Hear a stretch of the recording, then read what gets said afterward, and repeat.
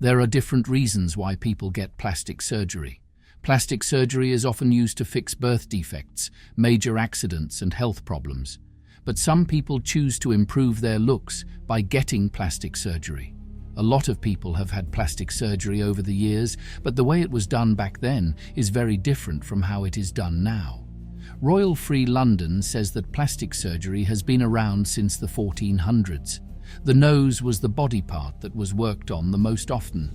In the 1800s, skin grafts, which were first used in ancient India, were a big step forward in plastic surgery. The method was written down in the late 1700s and quickly spread throughout the Western world. Very Well Health says that improvements in the field didn't let surgeons do safer and more difficult procedures until the 20th century. After World War I, many new types of plastic surgery were created, and old ones were improved so that people could get better results. World War I injuries.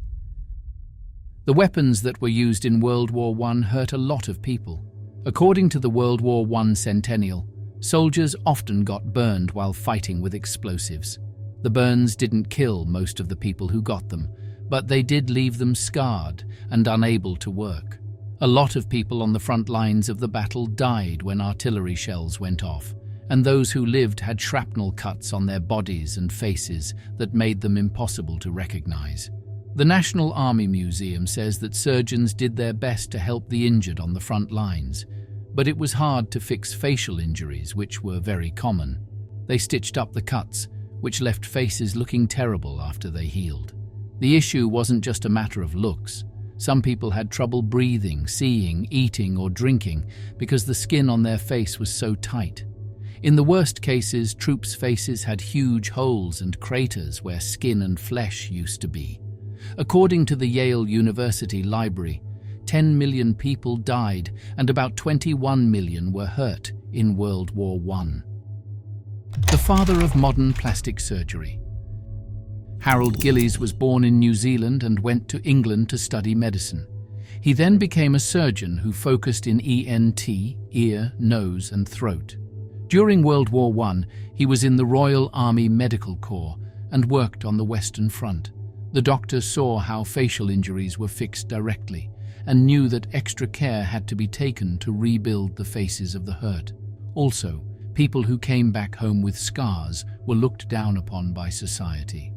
This was a time when losing a limb made you a hero, but losing a face made you a monster, health expert and author Lindsay Fitzharris told NPR. So many people needed surgery to rebuild their faces that Gillies convinced the medical chiefs to set up a unit just for treating facial injuries. The first unit was set up at the Cambridge Military Hospital in Aldershot in 1916. The conversation says that thousands of people went through its doors. Gillies tried different things and also used old plastic surgery methods. He also came up with his own method, which he called tube pedicle skin grafting. Tube pedicle skin grafting. Since Aldershot's special hospital was already full, Harold Gillies decided to open Queen Mary's Hospital in Sidcup in 1917. Patients who came to the centre not only had scars on their faces, but they also felt like they had lost their identity because of their injuries. NPR says Gillies didn't let mirrors in some rooms so that patients wouldn't be able to see their injuries and feel worse. For a long time, skin patches have been used, but one problem that was often present was that patients often got infections. In order to fix this problem, Gillies carefully cut off a piece of healthy skin from a patient and connected it to a tube that was stitched to the hurt part of the face. The tube link kept the wound from getting infected and made sure that blood flowed. The tube was taken out after some time, leaving the healthy skin graft in place. The outcome wasn't perfect in terms of how it looked, but it was a big step forward in the field of facial reconstruction surgery and made the patients' lives better.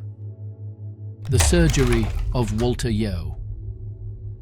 Walter Yeo, an officer in the Royal Navy, was one of the first people Harold Gillies treated with the tube pedicle skin grafting method. During the Battle of Jutland in 1916, he was badly hurt on the HMS Warspite, and his upper and lower eyebrows were cut off. In 1917, Yeo went ahead with the surgery, which covered the scars on his face with healthy skin from his chest. The surgery was done in several steps, but an infection caused problems. The problem was fixed, though, and the repair surgery went well overall. ATI said that Yeo's quality of life got better after the surgery, and he was even able to return to active service before being released in 1921. After that, some small repairs were made to make it look better, and Yeo lived a long time. He passed away in 1960 when he was 70 years old. The foundations of plastic surgery. Modern plastic surgery is based on the progress made in corrective surgery during and after World War I. In 1920, Harold Gillies wrote a book called Plastic Surgery of the Face, in which he talked about some of the cases he worked on. The conversation said that by the end of the war, Queen Mary's Hospital had done 11,752 surgeries. Lindsay Fitzharris said that Gillies fixed his patients' looks not only for medical reasons, but also because he thought it looked good, which helped society accept them. Surgeons learned more about how to do more complicated treatments because of World War I. They also learned how to stop infections and make better anesthetics.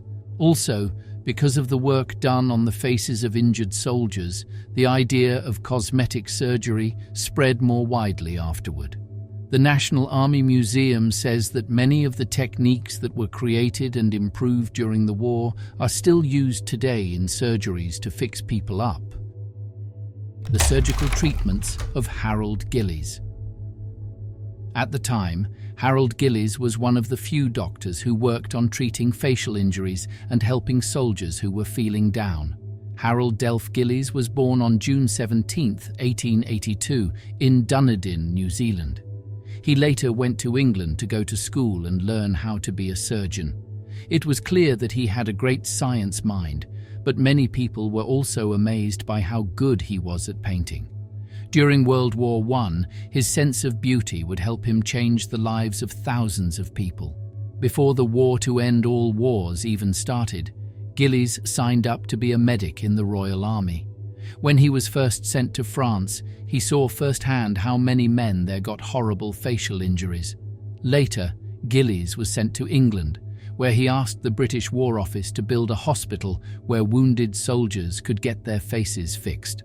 By 1917, he had been given permission to open the Queen's Hospital, which was the world's first hospital that only treated injuries to the face.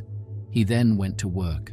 Gillies worked hard to come up with new ways to rebuild bones and skin grafts techniques to rebuild soft tissue so that he could help his patients. Interestingly, he also didn't allow mirrors in some parts of his hospital so that troops who had just been hurt wouldn't get upset when they saw their wounds. Harold Gillies couldn't do everything by himself, though. He quickly saw that his hospital would need experts. Mask makers made masks that fit each patient perfectly, and dentists helped rebuild their faces and jaws. X-ray techs took pictures that showed how bad the damage was, and his fellow surgeons did many procedures to help people get better. As Fitzharris explained, Gillies is really operating without a net. He doesn't have anybody teaching him how to do this. He's really got to make this up. As a plastic surgeon who was ahead of his time, Gillies didn't use fake implants. He thought that skin should be replaced with skin instead. The surgeon would often take bone from the patient to fix broken bones. Parts of the body, like the ribs and legs, helped rebuild the face by giving cartilage and bone. The motivation behind Harold Gillies' pioneering work. Dr. Harold Gillies worked toward two goals at the same time. It was his goal to recover the face's function so that men could eat and talk again. He also cared about how things looked. Gillies wanted his patients to be able to go back to normal life without having to worry about the social shame that came with having a facial injury in the early 1900s. This was a strange new art, Gillies said of his plastic surgery work. And unlike the student today, who is weaned on small scar excisions and gradually graduated to a single hair lip, we were suddenly asked to produce half a face.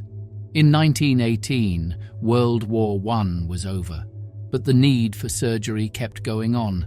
In the end, from 1917 to 1925, Gillies performed more than 11,000 surgeries on more than 5,000 men.